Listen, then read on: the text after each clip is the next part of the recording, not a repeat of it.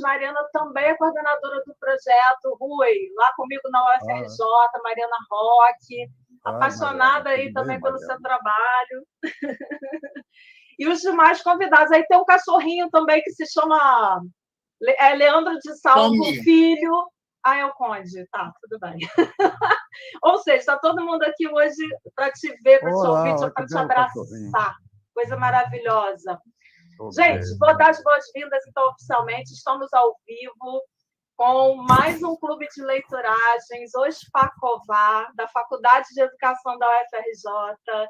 Que belezura nesse sábado a gente está se encontrando aqui com esse monte de gente querida que está sempre acompanhando a gente, né? Com a professora Mariana de volta, depois de um tempinho de férias, voltando para, né, para partilhar aqui com a gente dessas nossas leituragens, e os nossos amigos de longa data. Hoje a gente tem 2 convidados para lá de especiais, porque a gente escolheu, a gente ousou debater 2 textos, né? Quer dizer, 2 suportes textuais bastante diferentes, mas que nascem de uma mesma linguagem, que é a da tragédia, do teatro, do drama.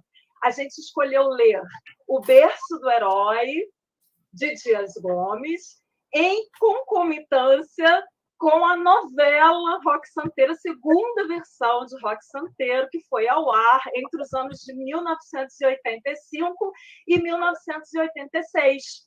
Né? E era também uma novela roteirizada pelo próprio Dias Gomes, né? Autor de O Berço do Herói, que foi a peça de teatro que originou as discussões da novela. Claro que a novela contém outras discussões que o texto do teatro não trazia, mas, de alguma forma, é uma extensão daquele texto e que só foi levado ao ar muitos anos mais tarde do que planejado. A gente vai saber os porquês dessa história aqui hoje com os nossos 2 convidados. Um deles é o Leandro de Salvo, que é nosso velho companheiro de estrada, mestre mestre em literatura brasileira pela UFRJ, e, acima de tudo, leitor apaixonado de novelas, de telenovelas e de dramaturgia.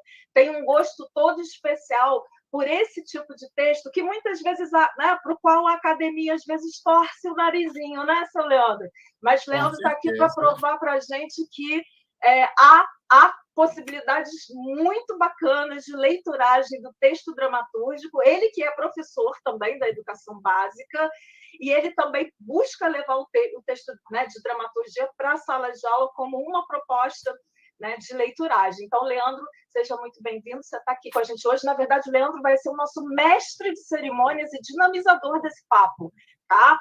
Vai ser um bate-papo super bacana, porque depois do Leandro, ou junto com o Leandro, ele tem aí algumas surpresinhas para a gente vai ter, já está aqui, né, conosco na sala, o ator, né, Rui Rezende, que na versão de Roque Santeiro, de 1985, assumiu o papel do professor Astromar Junqueira, né? O célebre professor Astromar Junqueira, que era uma voz extremamente potente, importante dentro da trama, né? Era o cara que figurativizava a figura do poeta, né? Era o poeta, né, que de vez em quando incomodava mesmo, né? Com os seus discursos, com os seus, né? Com os seus jargões, né? Com os seus pequenos jogos de corpo, e com uma história para lá de mágica, de maravilhosa, que pairou durante a novela toda, né? Na figura do professor Astromar Junqueira, se ele seria ou não seria o tal do lobisomem, né, que vivia correndo atrás das moçoilas, pobres, carentes e destemidos de asa branca. Enfim, aqui está conosco o Rui Rezende, que viveu, né, deu voz, deu vida a esse personagem, ficou marcado na história da dramaturgia brasileira. Rui, muito obrigada por você estar aqui com a gente hoje. Você é uma lindeza, uma simpatia de pessoa.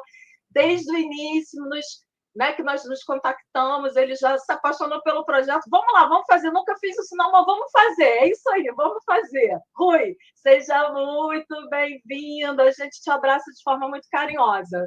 Tudo bem? Que coisa boa. Então, eu vou fazer o seguinte, eu vou passar o bastão para esse senhor chamado Leandro de Salvo, que tem um cachorrinho chamado Conde, né? Ele já mostrou a gente que o Tommy. Cachorro... Né? Oi, é Tommy? Tommy. Tommy. Poxa, e eu entendi Conde, mas tudo bem, deixa para lá, né? Coisas do ao vivo, fazendo ao vivo. E aí, Leandro, que história é essa de dramaturgia, de rock santeiro, de Dias Gomes? Como é que você vai levar esse papo aí com o Rui Rezende para a gente começar a brincar um pouco aqui nessa roda de leituragens hoje? Sejam todos bem-vindos, bem-vindas e bem-vindes. Vamos lá. No Meet, como é que eu faço para compartilhar a tela mesmo? É aqui, já vi. É que eu não uso. Ao vivo é uma maravilha. A gente vê justamente no momento que a gente está começando, está passando um carro de som, não sei se vocês estão ouvindo daí. É o carro da jaca, da abobrinha, do ovo, o que é? Olha, deve ser da abobrinha, que eles estão falando da abobrinha lá fora. Com certeza. Mas vamos lá, Leandro. Se você precisar de ajuda, eu estou com seu material aqui também, tá? Eu posso te ajudar. Não, beleza. Vamos lá.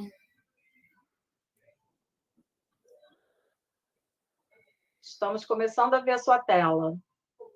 Estamos. O problema é que o meu... Sua tela está lotada, hein, cara? Como é que você consegue trabalhar com 25 mil abas assim? Meu Deus.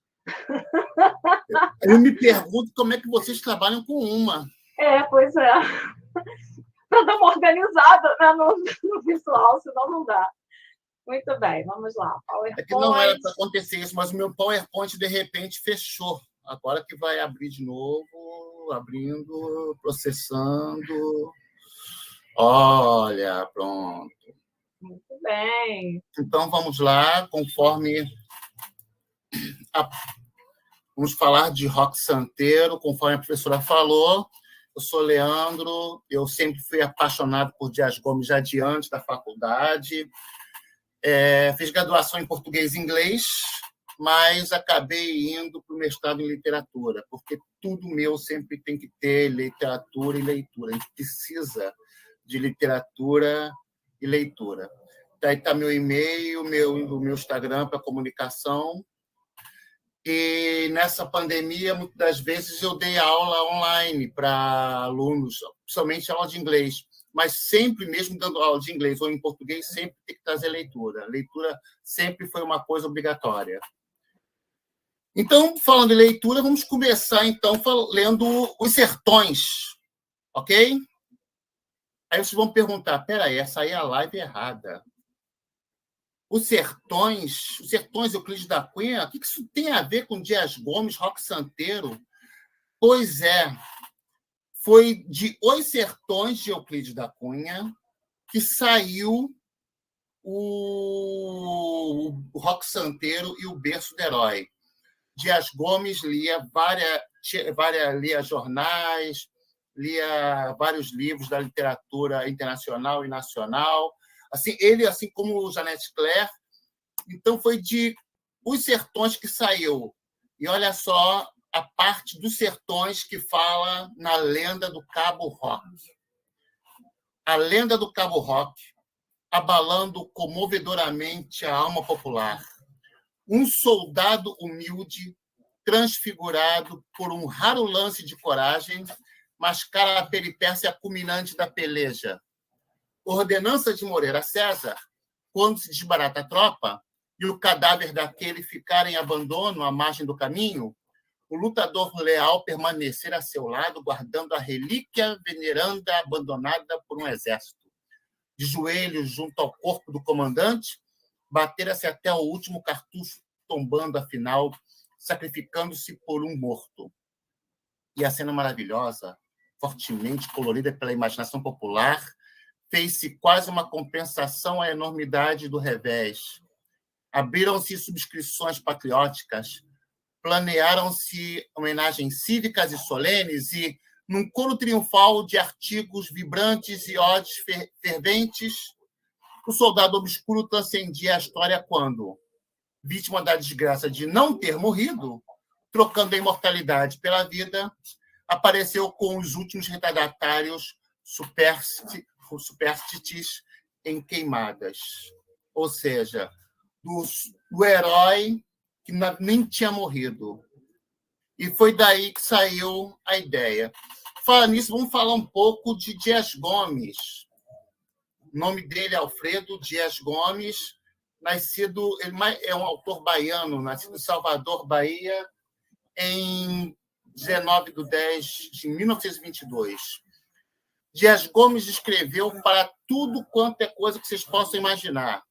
Escreveu para publicidade, escreveu novelas, como se sabe, escreveu para jornais, rádio, mas, principalmente, ele era dramaturgo. O principal lugar dele era a dramaturgia, escrever para o teatro.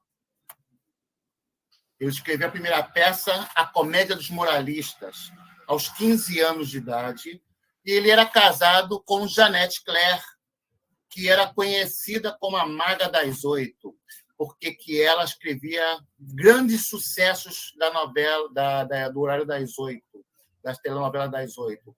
E, normalmente, ele ficava com o horário das 10. Antigamente, as novelas eram 7, 8 e 10. Depois veio a novela das 6 e depois... Acho que foi depois, no início dos anos 80... Aí tiraram a novela das 10. De vez em quando a Globo aparece alguma coisa assim, mas enfim. Jeanette Claire escreveu sucessos como Selva de Pedra, Coração Alado, Sétimo Sentido, Astro. E Alfredo Dias Gomes, ainda muito jovem, chegou a escrever peças para a Companhia de Teatro de Procópio Ferreira. Escrever textos para uma companhia de teatro como a do Procópio Ferreira é a mesma coisa que um jovem hoje virar redator da Globo. Que a companhia do Procópio Ferreira é um ator renomado naquela época. Então, a companhia de teatro dele sempre tinha um bom público. Então, ele, ainda muito jovem, foi escrever para a companhia do Procópio Ferreira.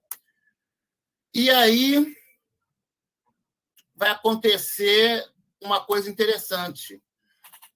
O teatro moderno brasileiro, o que a gente poderia chamar de teatro moderno brasileiro, só começou mesmo, considera-se, iniciado em 1943, com a peça Vestido de Noiva, do Nelson Rodrigues.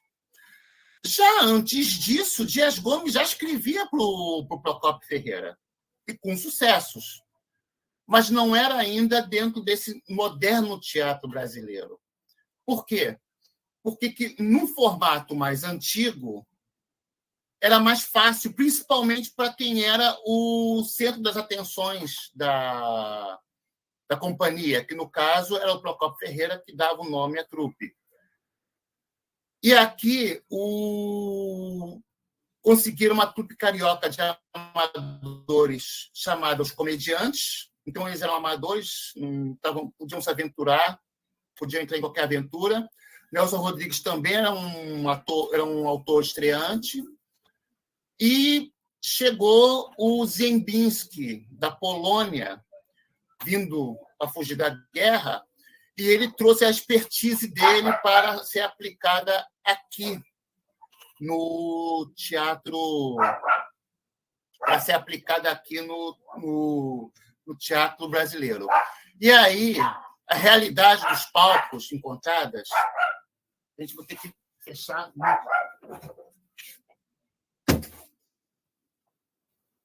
Desculpe a nossa falha. Continuando. A realidade dos palcos brasileiros, encontrada pelo diretor polonês Ziembinski na década de 40, era bastante distinta da europeia. Não havia uma rígida hierarquização no meio teatral e não existiam escolas específicas.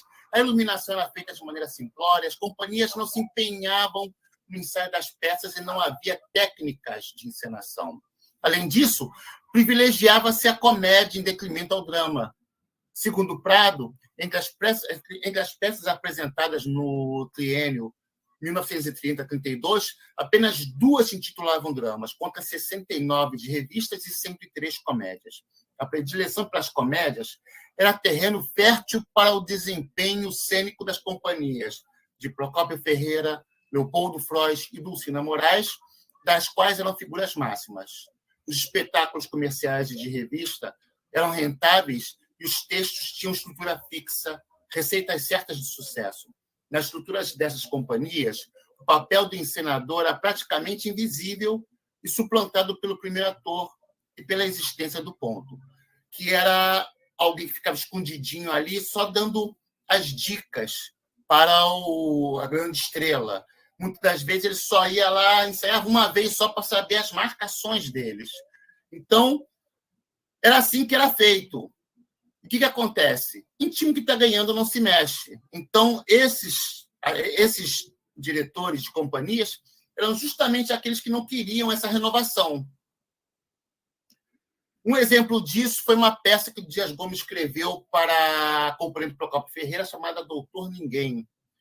Era uma peça que falava de um médico negro que queria casar com uma menina de classe alta. Só que os pais dela não queriam dar a mão dela para esse médico porque ele era negro. Ele fez essa peça, a companhia ensaiou. No dia que ele foi assistir, o Procópio Ferreira tinha mudado tudo. Ele era o próprio protagonista. O protagonista, que era negro, ficou branco e mudou. Não era mais porque ele era negro, sim porque ele era pobre. E o Dias Gomes depois foi lá e foi reclamar com o Procópio. O Procópio virou e falou: olha, seu Dias Gomes, tem duas verdades no teatro que nunca vão ser mudadas. Todo negro tem condição inferior, todo páreo tem bondade angelical. Então, era muito complicado para o Dias Gomes. Ele já tinha um texto arrojado, mas as companhias não iam nesse sentido. Foi no que aconteceu com o Nelson Rodrigues e Vestido de Noiva, eles conseguiram convergir toda uma encenação, todo um preparo, toda uma cenografia, preparo de atores para atingir aquilo que era o esperado. E o Luciano Trigo uma vez falou isso para o Dias Gomes: menino, você está muito adiantado no seu tempo. Só daqui a 20 anos o seu teatro vai ser sucesso. E a Fernanda Montenegro, hoje em dia, aí tá, dá uma...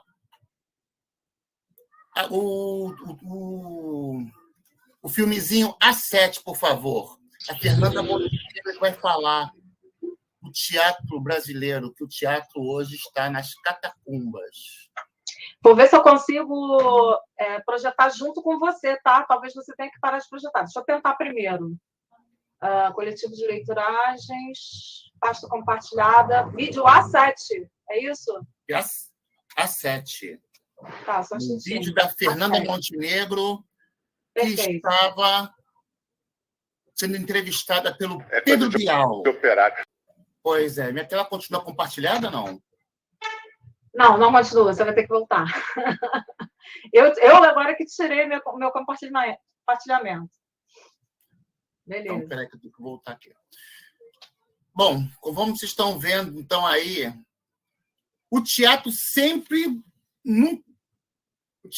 Nós temos um teatro muito forte, sim, mas o teatro sempre acabou sendo prejudicado em detrimento a várias outras artes. E aí, olha só, se a gente for ver na Semana de Arte Moderna de 22, de todas as artes, a única que ficou de fora foi o teatro. E aí eu digo mais, as pessoas hoje em dia têm uma resistência muito grande de ir para o teatro. Às vezes vão para o cinema, dizem que o teatro é caro, às vezes vão para aquele cinema caro de shopping, comprar aquela pipoca que é mais cara, às vezes com ingresso, entendeu? E muitas vezes tem peças mais acessíveis e as pessoas sempre descartam ir para o teatro. Aí, olha só aqui, o crítico literário ou professor de literatura propende a considerar o teatro fora de seus domínios, onde reinam soberanamente a poesia e a prosa de ficção. Em contrapartida, os críticos teatrais ou professores de teatro recusam-se a dilatar o espaço de suas preocupações a fim de abranger os gêneros literários propriamente ditos. O teatro caracteriza-se por sua ambiguidade, por um hibridismo que deve ser levado em conta sempre que analisamos uma peça. Como proceder em face de tal dificuldade?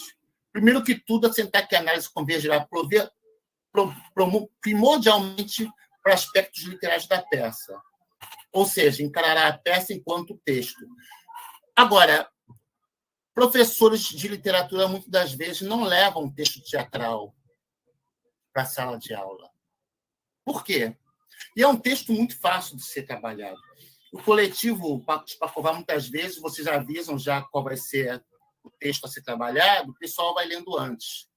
Se uma pessoa hoje fosse ler o texto do Berço do Herói às 11, um pouco mais cedo, às 11, agora já teria lido tudo.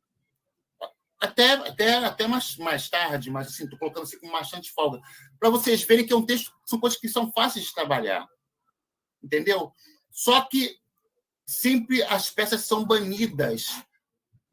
Aqui, no caso, vai falar uma peça pode ser lida, apreciada, estudada de sua forma original, como literatura.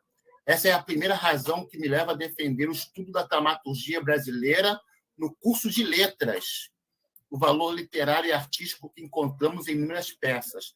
Eu ainda digo mais, que podia ser também no ensino médio e até, por que não, no fundamental, na segunda parte do fundamental. Por que não oferecer ao aluno de letras a oportunidade de conhecer o universo ficcional dos nossos dramaturgos?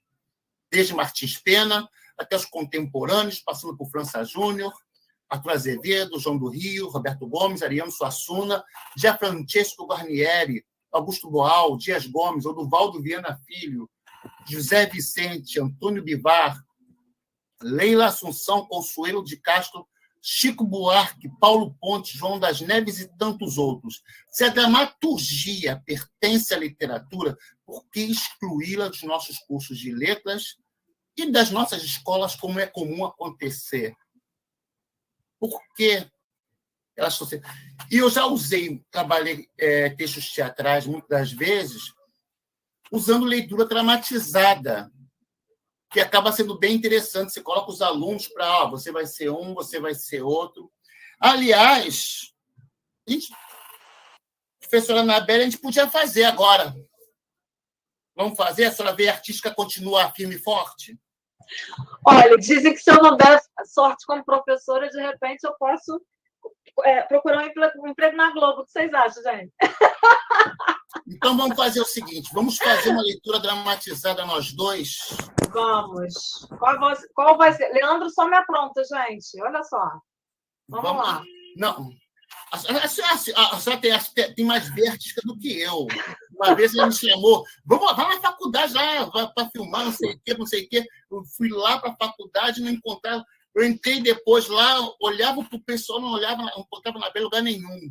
Eu não estou encontrando, vou ver com a peça. Aí, quando eu olhei, está lá ela lá no palco. Vestida de nordestina, né? Vestida de nordestina. Ai, meu Deus. E eu olhando para tudo quanto é lugar, eu não olhava para o palco. Faz o seguinte, a senhora é a porcina. Ai, meu Deus. E eu sou o senhorzinho malta. Peraí, só tem problema. Meu relógio, eu sempre uso meu relógio muito justinho, mas... Meu Deus do céu, ele não vai fazer isso comigo, não. Ele vai. Vamos fazer. É uma cena do seguinte, o Rock voltou, o senhorzinho já sabe, a porcina ainda não viu. Tá. E aí... Mas você vai fazer sotaque e tudo? Ai, meu Deus. Vou tentar. Vambora. Claquete. Você viu ele? É ele mesmo? Eu vi ele muito vagamente, mas agora eu vi o passaporte. Parece que é ele mesmo. Ai, não será que é alguém querendo se fazer passar por ele, não? Eu também pensei nisso. Mas o vigário que conheceu ele muito bem, não tem dúvida. Mas como é que foi isso, meu Deus do céu? Eu sei como foi isso. O vigário é que sabe. Só que ouviu ele em confissão. Agora não pode falar nada. E agora, o que a gente vai fazer? Foi pensando nisso que eu vim correndo para cá, Santinha. Foi para evitar que eles botassem ele e você cara a cara. Mas isso não vai acontecer. Ele não pode me ver hoje, mas ele vai acabar me vendo. Não sei, a gente tem que dar um jeito de safar a onça, Santinha. Que jeito, que jeito. Se ele me ver, ele bota a boca no trombone, a gente tá frito. A gente tá no mato sem cachorro, Santinha. Mas como é que eu poderia imaginar que uma coisa como essa poderia acontecer? Isso não podia ter acontecido. Aí ele tá aí fora. Só de pensar nisso chega a me dar um calafrio. Eu vou dar um jeito de levar ele daqui, viu? Isso. Faça isso mesmo, pelo amor de Deus. Leva ele daqui, porque se ele me ver, a gente tá perdido. Calma, Santinha, calma, minha Santinha. Fica tranquila, eu vou dar um jeito. Não deixe eles perceberem nada por enquanto, viu? A gente pensar num jeito de resolver essa situação. Foi bom? Olha, eu não sou bom nisso. Eu não sou muito boa nisso, não, gente. Não dá, não. Nada, a senhora foi ótima. A senhora foi ótima. Vamos fazer o seguinte. No meio do texto. Não é barato, mas tudo bem, vamos lá. Não, agora imagina se no colégio fazendo isso. Agora, melhor. Vamos ver como é que foi isso na novela. É o B1. Ah, tá. Então, peraí, deixa eu compartilhar aqui. Vamos ver como é que foi isso na novela. Com certeza eu fui melhor que o Lima Duarte. Vamos lá, deixa eu compartilhar com vocês, então, essa mesma cena, B1. Atenção. Estou preocupado se tem aluno meu que viu isso, gente.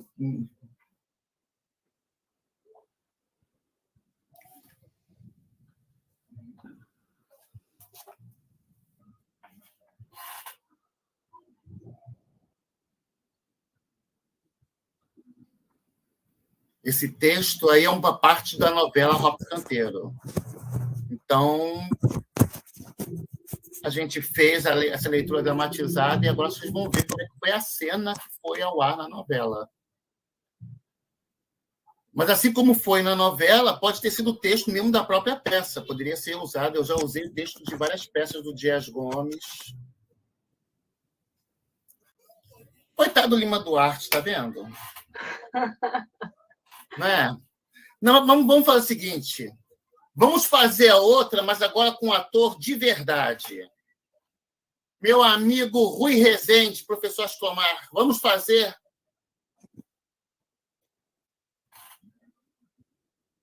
Vamos fazer uma com o professor Astomar e a pombinha abelha.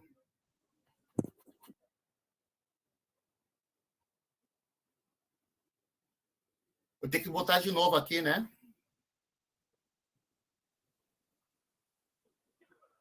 Tem que colocar o texto, né, Leandro?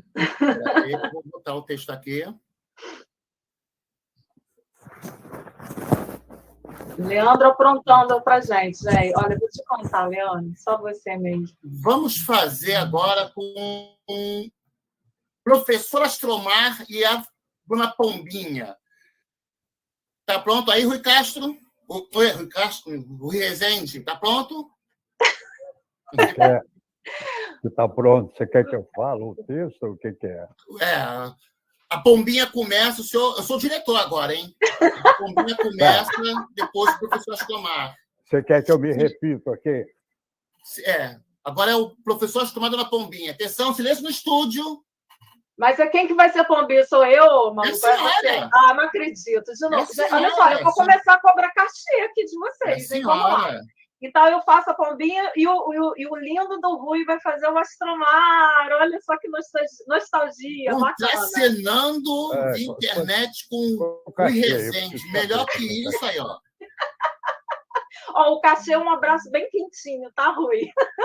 Falou. Vamos lá. Então, posso começar? Sério? Gente, Dona Pombinha era totalmente, sei lá, empombada, né? Sei lá, como é que eu falei. Vamos lá. Atenção, ação! Ação! Claquete, ação! Vamos lá. Vai, Florinda Abelha, vai, continua com seus mistérios que você vai ver só a cama que eu vou te arranjar. Falando sozinha, Dona Pombinha? Ai, que susto, professor Astromar. Eu pensei que o senhor fosse... Credo, se o senhor fosse uma cobra, já tinha me mordido. Uma cobra ou, sei lá... O senhor não vai aparecer lá em casa hoje à noite? Tem que mudar. Já mudou. Já? Não. Não. Tá o mesmo texto ainda. Para mim mudou. Porque o seu tá no automático e não tá mudando para Não, gente. tá automático, não. Não, mas não Bota mudou para automático, gente. não, porque automático é meu dedinho aqui para dizer a hora que vai. Agora sim, agora mudou. Agora mudou, só que tá. Aí agora eu acho que Ainda não vai. sei. Ainda não sei, eu tenho uns assuntos para resolver lá no Centro Cívico Asa Branquense. Por quê? Por quê? Que hoje é quinta para sexta-feira? Isso não lhe diz nada?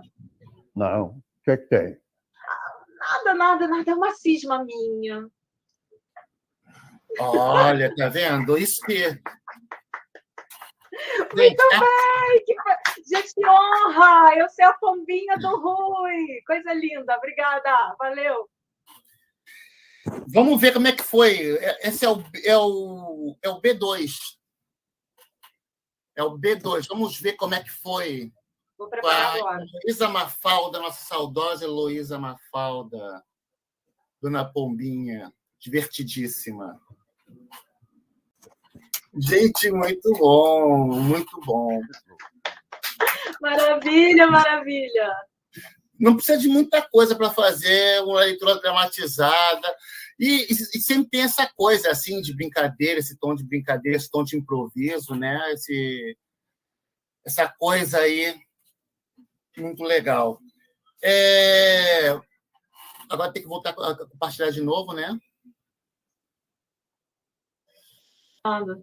Desculpa, você já estava compartilhando, eu que falei que não estava, porque eu não estava vendo você. Desculpa, Leandro. Não, a gente volta, não tem... Tá ótimo, agora sim. Falar rapidinho das peças de sucesso, o que acontece? Tem um momento que o Dias Gomes vai para trabalhar na Rádio Pan-Americana em São Paulo. Então, ele fica cerca de 10 anos longe do teatro, escrevendo apenas para a rádio. E, nisso, ele fica longe do teatro, longe do Rio de Janeiro, que é onde estão acontecendo todas essas mudanças do teatro moderno. E aí, o que acontece? Quando ele volta, ele escreve O Pagador de Promessas. Mas ele é tratado como iniciante. Muita coisa que ele, conforme ele mesmo conta na autobiografia, ninguém esperava nada de mim. Durante o hiato entre a minha primeira fase e agora, a segunda, todo o teatro se renovara, surgiu uma nova geração de críticos. Eu era tratado como estreante. E aí ele escreveu outras peças, Revolução dos Beatos, A Invasão, e veio o Berço do Herói, que ele começou a escrever em 63, só que em 64 já começou, em abril de 64 foi a ditadura, começa a ditadura militar. Ele estava fazendo para ser apresentado no Teatro Princesa Isabel, com a direção do Antônio Bujanra. Tinha no elenco Teresa Raquel, Milton Moraes, que ia ser o Roque Santeiro, Sebastião Vasconcelos, olha, um grande elenco. E no dia, um dia antes de apresentar, da estreia da peça, 1 ou 2 dias antes, a peça é encenada para um grupo de militares, censores, que eles iam ver se alguma coisa tinha que ser cortada. Foi apresentada, no final foram perguntar para os militares, eles disseram que não podiam dizer nada, e depois veio a proibição, no dia da estreia. O Berço do Herói, o público indo lá para ver a peça, e a Berço do Herói, a peça, foi proibida pela censura do Estado no dia da estreia, sem maiores explicações. Inclusive, tinha... militares estavam lá achando que eles iam querer encenar a peça de qualquer jeito. Aí, não, eu vou avisar para o público que a peça está proibida. Não, mas a peça não está proibida. Mas como não está proibida? Não, essa não pode ser encenada. Aí, no dia seguinte, tivemos esperança que no dia seguinte, de repente, a peça fosse encenada, mais uma vez uma proibição, e você levanta todo um dinheiro, né, todo o capital, para depois a peça começar a entrar o dinheiro através da bilheteria. E aí a peça fica parada, o elenco fica parado. Então, várias entidades, vários autores, diretores, escreveram manifestos, jornalistas, pedindo que Berço do Herói fosse revisto, fosse liberado, e ninguém liberava, e o elenco começou a correr de um lado para o outro para ver. Ninguém sabia nem de onde é que foi proibida. E eis que aparece, então, o então governador do estado da Guanabara, que hoje é o estado do Rio, Carlos Lacerda, que o pessoal chamava de o Corvo, né? Ele era muito caricato, segundo diziam. E aí, quando chegou o grupo de atores para falar com ele, ele vira e fala para eles: já sei, vocês vêm falar do Berço do Herói. Não adianta, eu li a peça, é pornográfica e subversiva. Fui eu que mandei proibi-la. Há algumas peças em cartaz que já deviam ser proibidas. A do Nelson Rodrigues, por exemplo. Mas o Nelson é só pornográfico. Dias Gomes é pior. É pornográfico e subversivo. Com isso, a peça foi impressa, se tornou livro, inclusive tem até o meu aqui. Tem uma editora que é a Civilização Brasileira, que transformou em livro várias das peças do Dias Gomes, inclusive o Berço do Herói. A peça foi encenada fora do país e ganhou vários prêmios lá fora, mas aqui dentro ela foi proibida. Para vocês terem uma ideia de como era a coisa, na Bahia, um grupo de atores foram a um coronel encarregado para pedir a liberação, chegaram para ele e falaram: coronel, você não acha que deste modo os senhores vão terminar por acabar com o teatro? O coronel virou e falou: mas é isso mesmo, teatro é uma coisa que precisa acabar.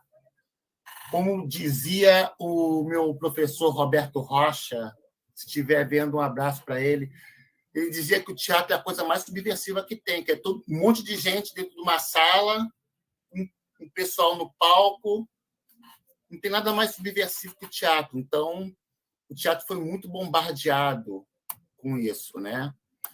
E aí, o Dias Gomes, com esse teatro censurado desse jeito, 2 anos depois que a Janete Clerc já estava escrevendo novelas na Rede Globo, Dias Gomes também é convidado para escrever para a teledramaturgia. Ele é muito criticado ao aceitar ir para a Globo para escrever telenovelas, porque telenovela é coisa menor, é coisa popular. Muitos criticaram ele, tanto na área da política, porque ele era comunista, e ele era claro, todo mundo sabia que ele era comunista, mesmo em tempos que não se revelava assim, que quando uma pessoa era comunista, ela não se revelava assim tão facilmente. Mas ele foi muito bombardeado. Mas ele precisava de sustento, e o teatro não estava dando. Então, ele aceitou, e ele pega a época final da Glória Magadã, tanto ele quanto a mulher dele. A Glória Magadã era uma cubana que as primeiras novelas que ela inventava, sempre os galãs tinham nomes meio hispânicos. A novela tinha... Até o Tarcísio Meira estava falando, tinha uma peça que o galã era toureiro. Aí, nessa peça que o Dias Gomes foi substituir ela, era ambientada em Veneza, tinha canais de Veneza, entendeu? Só coisa doida. Nada a ver com a realidade brasileira. E tanto ele quanto a Janete Clerc começaram a querer trazer a realidade brasileira. Ao invés do galã ser um Juan, não sei das quantas, vai ser um João da Silva mesmo, e vamos que vamos. E aí, Ele concluiu A Ponte do Suspiro, escreveu outras peças, outras novelas, Verão Vermelho, Assim na Terra como no Céu, Bandeira 2, já com o Paulo Gracindo. Essa novela foi transformada em peça depois, a peça O Rei de Ramos.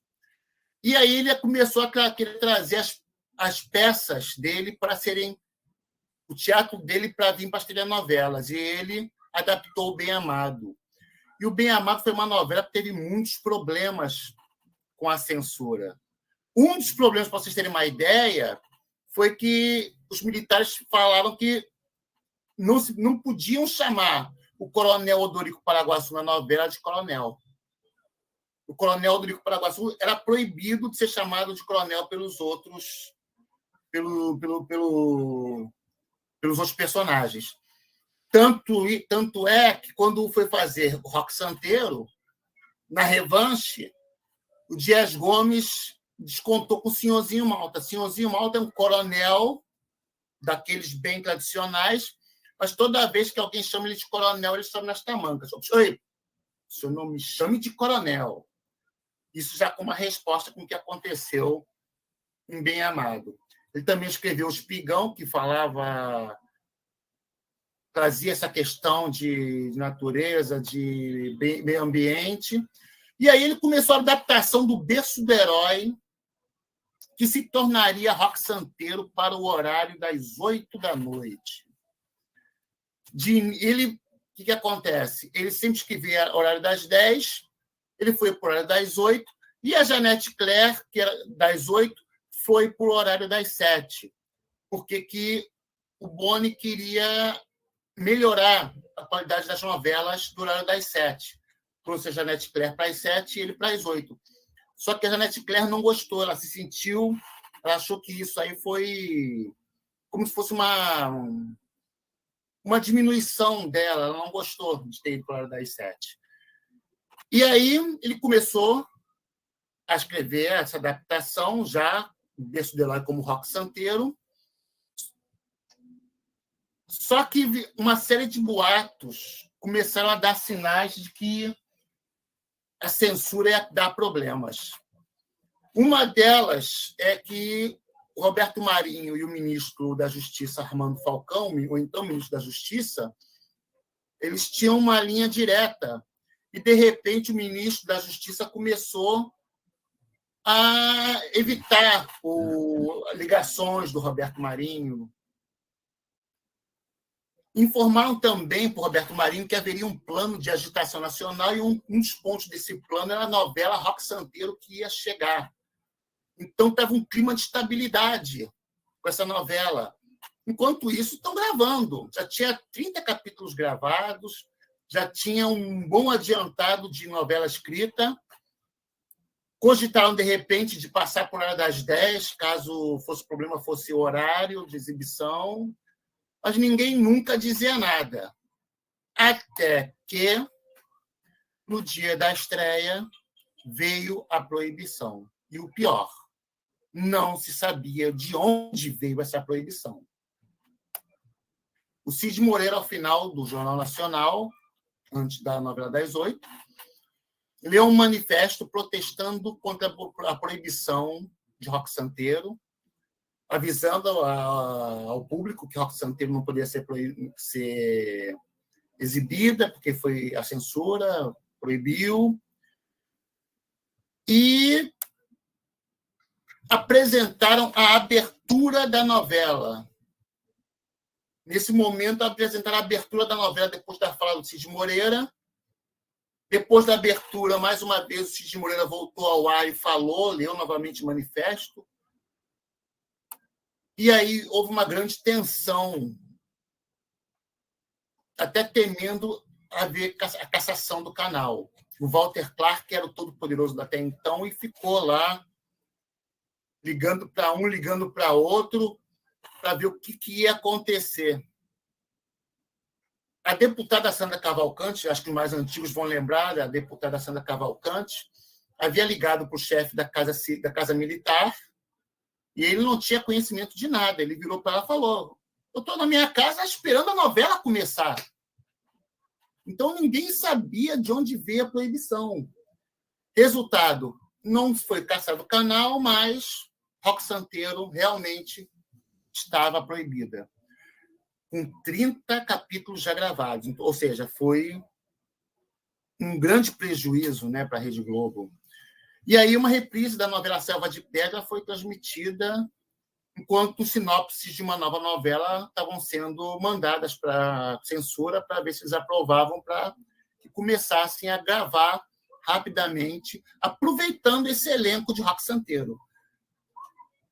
O Dias Gomes mandou também uma sinopse, o pessoal chegou e falou, olha só, avisa, o pessoal da censura virou para ele e falou, avisa para o Dias Gomes para ele nem mandar a sinopse dele para a gente não ter que proibir. E a Janete Claire virou e falou, olha só, o horário das 8 não vai sair daqui de casa. Ela, então, escreveu uma sinopse que foi aprovada e a nova novela das 8 seria Pecado Capital, da Janete Claire, com o Francisco Cuoco, com a Beth Faria e com o Lima Duarte, que fazem um triângulo no Roque Santeiro, vão fazer o triângulo. Todo o pessoal foi aproveitado em Pecado Capital. E, para vocês verem a abertura da novela Roque Santeiro é o D7, professora. Tem aí?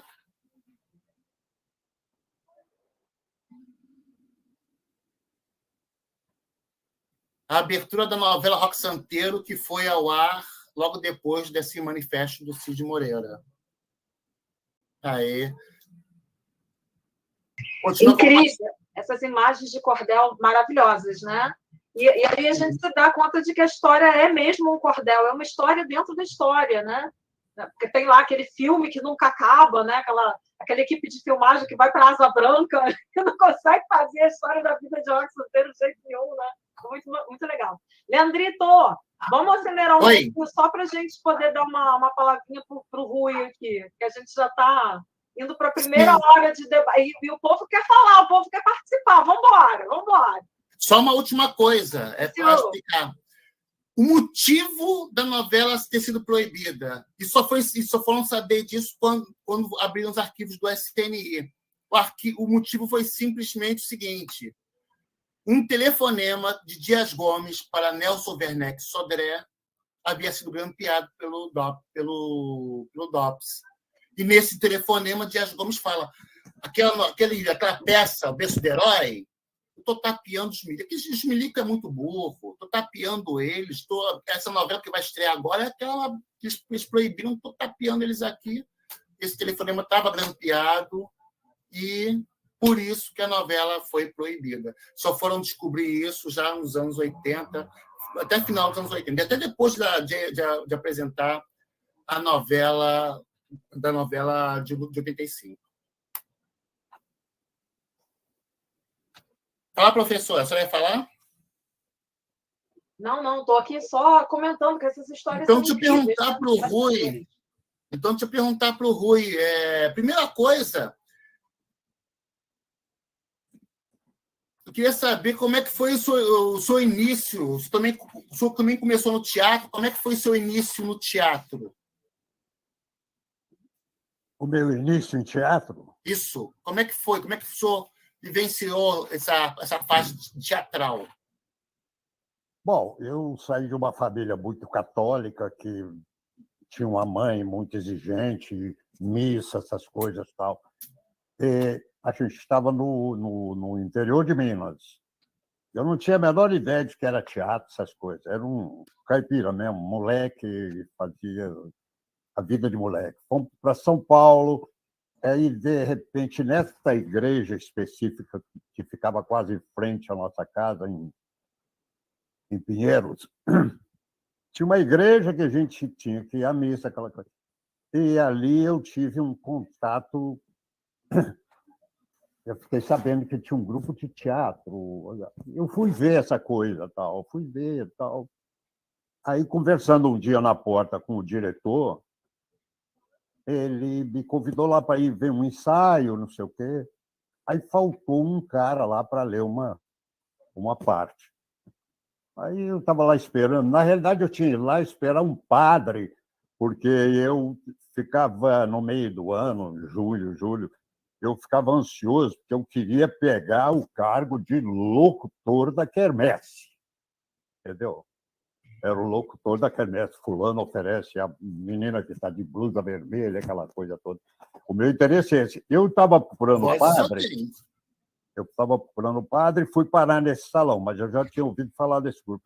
Aí estava lá ensaiando, eu fiquei esperando, não sei o quê, se o padre ia lá, não lembro mais.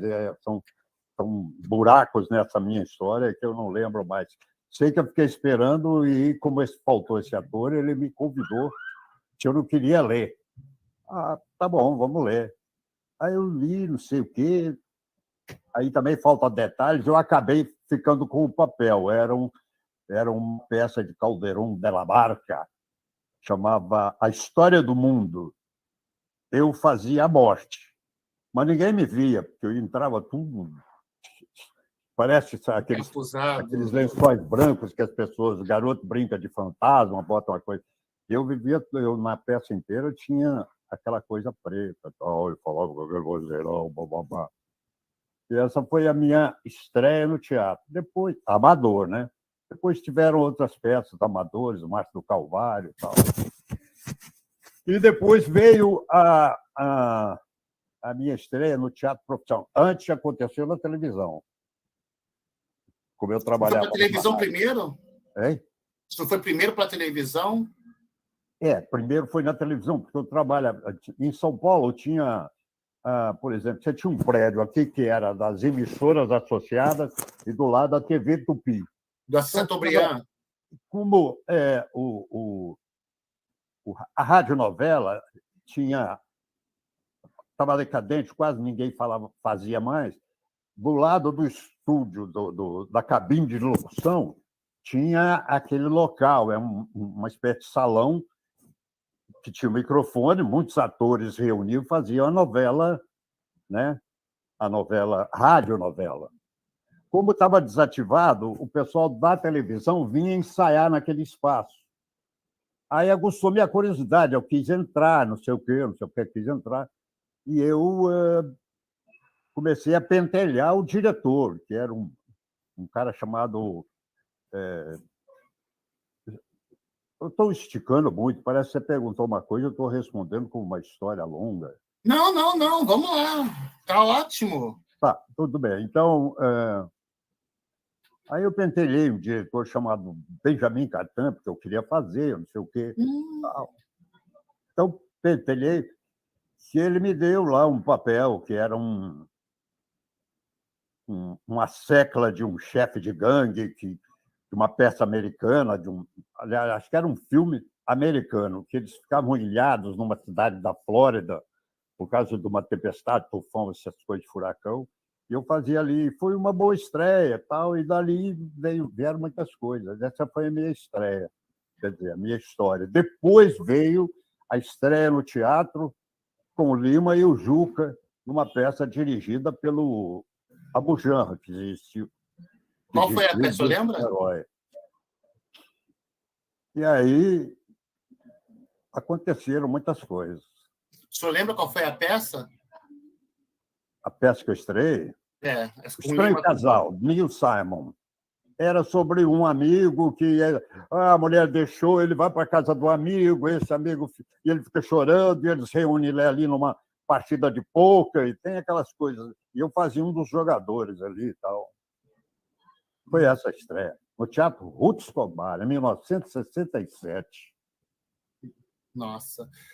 A ditadura militar incomodou muito nessa fase, de alguma forma, para o senhor?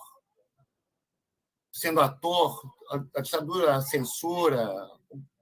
Olha, às vezes eu vou te pedir, às vezes eu vou te pedir para, de repente, você falar mais claro, porque, de repente, eu tenho um pouquinho de problema de audição. Não sou surdo, mas um problema é que eu estou muito viciado na leitura labial. Por isso que eu estou apanhando muito, porque todo mundo está mascarado. Tenho apanhado muito, viu? Mas repita a sua pergunta. Você não está de máscara, mas... Não, por enquanto não. A pergunta é sobre a censura e a ditadura. Foi uma época de muita repressão para atores, diretores, para quem vivia do teatro, até para a televisão também. Atingiu o senhor de alguma forma? O senhor vivenciou isso negativamente? Atingiu de modo geral, mas eu estava muito compenetrado em estudar, só lia sobre teatro e tinha muito também. Eu era meio, digamos assim, vivia meia parte, só com a leitura, com os sonhos, entendeu? Via falar, participei de passeata, tinha medo de chegar à cavalaria, de repente, a gente estava ali. A minha época era São Paulo, quando eu comecei tudo, foi lá, entendeu? Então, eu participei de teatro, estava num teatro, enquanto no outro havia ameaça que teve a peça do Chico Buarque, que eles invadiram lá, tal, entendeu? E ela chegou a afetar, claro, afetou a todos nós, afetava, você ficava com medo de repente, achar que não está cometendo um delito político e, de repente, está cometendo, eu não sabia, de repente, foi uma coisa assustadora, tal, né? Leandro, posso aproveitar e colocar a pergunta da Daniela? A Daniela queria falar aqui um pouquinho. Dani, quer abrir seu microfone? Isso, fala aí com a gente. Pode fazer sua pergunta, fica à vontade. Boa tarde a todos. Boa tarde, Leandro. Boa tarde, Anabelle. Boa tarde, Rui. Boa tarde. Boa tarde a todos os companheiros nessa linda conversa aqui literária, né? Eu estou emocionada demais, estou muito orgulhosa de poder participar dessa conversa e estou assim revivendo. É como se passasse um filme na minha mente, né? Porque eu assisti a novela Roque Santeiro. Eu tinha por volta de 12 anos de idade, 1985. 1985.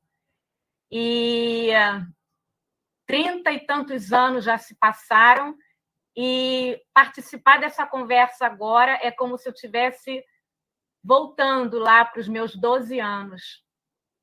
E é muito bom, sabe? O meu imaginário começa a trabalhar, o imaginário literário, todo esse imaginário, né, da ficção, da novela, da literatura, é muito bom. Bem, não vou me estender muito, porque tem prazo, né, tem horário, mas eu fiz a pergunta sobre o cartaz do Berço do Herói. E a pergunta é assim, ele tem um quê de polissêmico, porque as cores, né, verde e amarelo, tem a imagem de um militar, né, tem as sombras, né? Então, assim, isso foi proposital ou não? É a minha pergunta. Obrigada, Dani. Acho que essa é para o Leandro, né? Mais direcionada para o Leandro. O Leandro que apresentou o cartaz, né, Leandro? Bota ele aí de novo para a gente ver. Por favor, se você ainda tiver a apresentação aí na mão. Aquele cartaz realmente me chamou muita atenção. Leandro, seu microfone está fechado. Ok. Continua fechado o seu microfone, Leandro. Oi, pronto. Agora abriu. Vocês estão vendo minha apresentação ainda? Agora sim, estamos vendo. Agora estamos vendo. Só bota o cartaz aí para a gente dar uma olhada. Isso aí? Não, acho que não, né? Não. A apresentação, você está voltando, não é isso? Sim. Tá.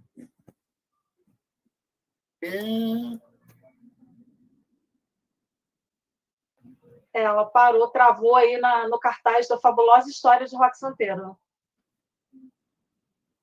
Tá voltando? Acho que, na verdade, não sei se aquele... será cartaz mesmo, ou se... esse aí. É esse que a Daniela está se referindo. Então, ela pergunta se isso foi proposital. Foi proposital ou não? Né? Porque aí você tem as cores, né? Tem aí tem o amarelo, tem o verde, né? Que nos remete à bandeira do Brasil. tem a figura de um militar. Eu vejo a figura de um militar e vejo Sim. sombras. Então, isso assim, foi proposital, foi realmente um ato subversivo, ou fala um pouco para mim, fala um pouco para a gente sobre isso aí. Eu acredito que tenha sido sim pelo seguinte, se eu não me engano, esse cartaz, aí eu vou falar daqui a pouco, é de uma encenação agora de 2017. Ah, sim. Esse cartaz aí, porque que o berço do herói, depois que veio o Roque Santeiro, o berço do herói ficou meio de lado. Aí depois eu fui dar uma olhada aqui, algumas companhias de teatro começaram a querer encenar o berço do herói, ou então misturar um pouco, ou então privilegiar esse o primeiro texto do teatro mesmo do Dias Gomes. E essa daqui, se não me engano, foi uma de 2017. Então, esse verde e amarelo, essa coisa do soldado, porque que ficou muito esquecido essa coisa do berço do herói, entendeu? Essa coisa ficou muito esquecida. E no caso do berço do herói, o protagonista é o Cabo Jorge, como a gente viu lá. Ao invés de ser o santo que não era santo, é o herói de guerra, que de herói não tinha nada. Ele era um desertor, e depois ele aparece na cidade, e a mesma coisa, a cidade toda vivia em torno de um mito de um herói da pátria. Então, o berço do herói dialoga muito com essas coisas do herói. Muita gente fala que o brasileiro está sempre esperando um salvador da pátria. Então, eu acho que essa peça dialoga muito com essa questão do esperar um salvador da pátria. Que salvador é esse que a gente está esperando, afinal de contas? Bacana, contemplado, Daniela. Eu também pensei que fosse um cartaz da época, né? Na minha cabeça era um cartaz da época, mas não parece que, né, não é. Enfim, mas de alguma forma faz uma alusão bastante expressiva, né? Ô, Leandro, posso dizer uma coisa? Pode! Obrigada a você, Daniela. Enquanto o pessoal se anima para se inscrever, para fazer mais perguntas para o Rui, vamos mostrar alguns trechinhos do Rui em atuação na segunda versão do Roque Santeiro? Vamos, e eu queria perguntar, bota o A3, por favor. Tá, vou preparar aqui enquanto você está conversando aí. Vamos lá, vai fazendo sua pergunta. A pergunta é o seguinte, o professor Astromar, das suas aparições, tinha alguns textos pesados.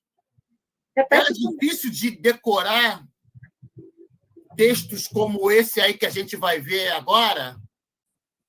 Olha, eu que fiz letras, se me desse um texto desse, eu ia falar só daqui a um ano que eu vou conseguir decorar esse negócio, no mínimo. Muito bacana. Como é que eram esses textos aí, professor? Hein? Como é que era para decorar os textos do professor Astromar? Pois é.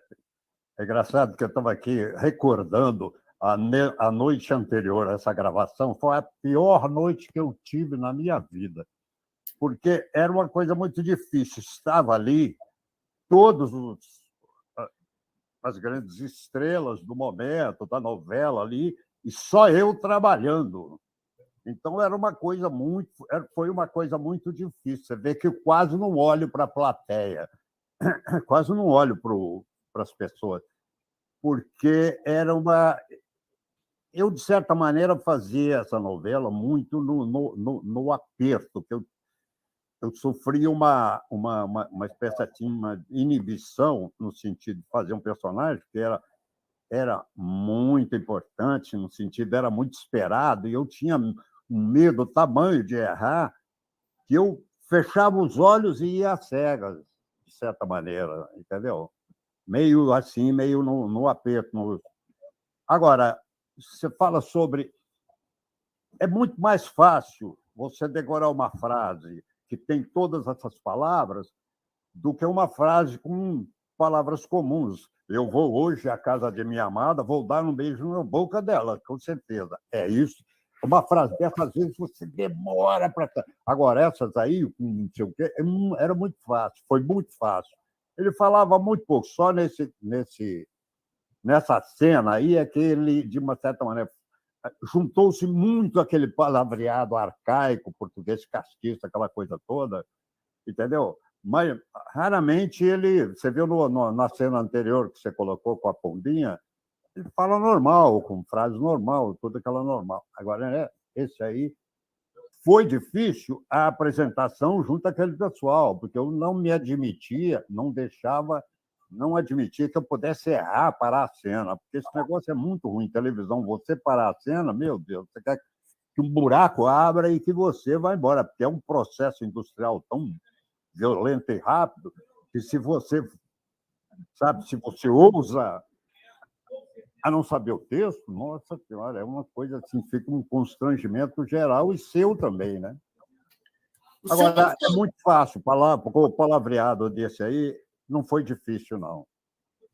Mas o professor Ascomar sempre tinha algumas palavras mais rebuscadas, ele sempre tinha algumas... Ele chegava na casa do Florinda Abelha e perguntava: posso penetrar? Aí Florinda Abelha: penetre, professor, penetre. Tinha sempre... Quando o pessoal falava, ele sempre tinha uma palavra mais difícil que o pessoal olhava assim meio... Se fala os discursos, né? Para todas ele sempre tinha os discursos.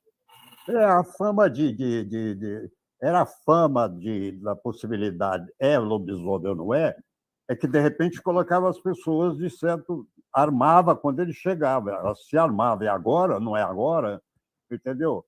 E era isso, essa coisa. Posso fazer pergunta? Posso? Furar fila? É porque não tem inscrito ainda, então por isso que eu estou furando a fila, tá, gente?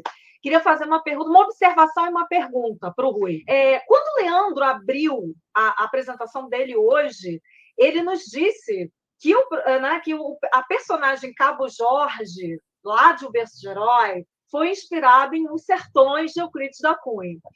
E é sabido que os sertões são, de alguma forma, um clássico notório da retórica, né, da arte da boa palavra, da pujança, né, das inversões sintáticas, do palavreado quase que arcaico, né, um português muito castiço, né, que tem muito a ver com a personagem, com a construção do personagem do professor Astromar Junqueira, né? É quase que assim, como se o Astromar Junqueira ali na novela tivesse a função do narrador dos sertões, né? Tá narrando uma tragédia e aí por isso precisa usar um vocabulário altissonante, né? Melopeico, cheio de ressonâncias, enfim. Tá? Aí vai a minha pergunta para o Rui, porque eu percebo, por exemplo, nessa cena que a gente acabou de ver, o Rui não usa apenas um vocabulário altissonante. O Rui é um homem alto, de fato. O Rui podia até dizer para a gente quantos metros você tem, Rui. E você tinha na época. Porque a impressão que me dá é que você fala de cima para baixo. Essa é a impressão, vendo a cena. E você tem um jogo de corpo em que você projeta os seus ombros, né? Você mesmo disse que ficou olhando ali, meio que olhando para baixo, não quis olhar para o público para não errar, mas você, quer dizer, de alguma forma você envolve toda aquela assembleia que está ali te ouvindo, né? Te envolve com a palavra, envolve com um jogo de corpo, um jogo de cena.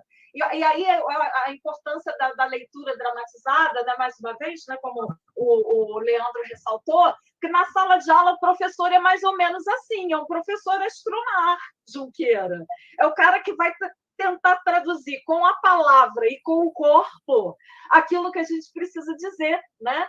E eu vejo que o Rui ele tem umas formas de se comunicar com seu público, ele coça o dente assim, muito...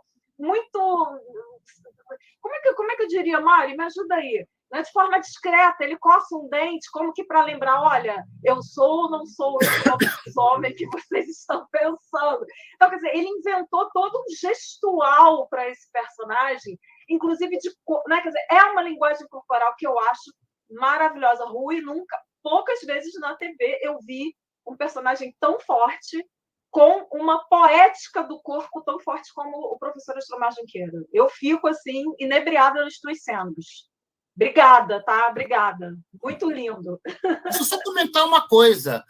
O senhor é muito lembrado realmente pelo professor Astomar. O professor Astomar deve ser, eu acredito que deve ser o personagem que mais lhe marcou. Quando eu falava que a gente ia ter a live, que ia participar o ator Rui Rezende, que foi o professor Astomar, o Roque Santeiro, todo mundo, além de saber quem era, todo mundo queria ficar na expectativa. Nossa, meu Deus, poxa, que legal! Eu só ficava numa expectativa muito grande. Então, isso é bem lembrado quando se fala em professor Astomar. Não entendi. Você me perguntou? Na pergunta, a professora Anabelle tinha feito. Eu estou falando que, realmente, o senhor é sempre muito bem lembrado quando se fala em professor Astomar. Quando eu comentei que ia ter essa live com o Rui Rezende, ator que fez o professor Astomar, todos lembravam do senhor. O pessoal, lógico, mais novos não associam. Mas quem viu o Roque Santeiro e fala o professor Astomar, o pessoal lembra na hora. Pois é engraçado. Como você estava dentro do navio, que é o personagem, aquela coisa, você não tem noção do que é o mar bravio atrás, ou ele é impressionante, ou deixa de impressionar. É muito curioso essa coisa. Às vezes, eu me surpreendo com a curiosidade das pessoas, ou elas ficam assim, no sentido, eu não sei se é pela fera ou pelo trabalho, entendeu? É uma confusão, assim, porque eu fiz, como eu disse para você, eu fiz esse personagem meio no grito, na pressão, tinha uma coisa travada, e essa coisa travada beneficiou-me. De repente, caiu bem para o personagem, porque ele era isso mesmo, ele era uma pátrida, era um marginal, né? Vivia numa solidão, nunca focava onde ele morava, o que ele tinha, se ele tinha um gato ou dois, ou não tinha nenhum, mas ele trazia toda essa coisa para fora, então as pessoas adivinhavam como é que era a vida dele ali dentro, né? Dentro da solidão dele, ou do universo dele, entendeu? A professora Anabelle estava falando uma coisa sobre o seu gestual, da sua altura. O senhor tem quanto de altura? Desculpe perguntar. Bom, eu ando diminuindo muito, né? Eu era maior. Acho que é 1,80 e pouco, uma coisa assim. Eu não sei se é uma leitura válida, mas eu estava vendo essa cena com a Heloísa Mafalda. Às vezes, parece que a frieza o professor Astomar cortejava a mocinha sempre com muita frieza. Ao contrário, a dona Pombinha era sempre muito efusiva para o professor Astomar. Ela sempre tinha muito... Entendeu? E, detalhe, inclusive, ela queria que ela prendia ele lá até dar meia-noite. Ela... vai dar meia-noite. Ela fazia questão de que todo mundo ficava com medo, de repente vai virar um lobisomem, todo mundo queria evitar. Ela não. Ela tinha essa coisa de querer ver a fera se libertar, alguma coisa assim. De repente, não tinha uma coisa, sei lá, uma conotação sexual por baixo disso, alguma coisa... Não, de uma certa maneira, o lobisomem tem essa...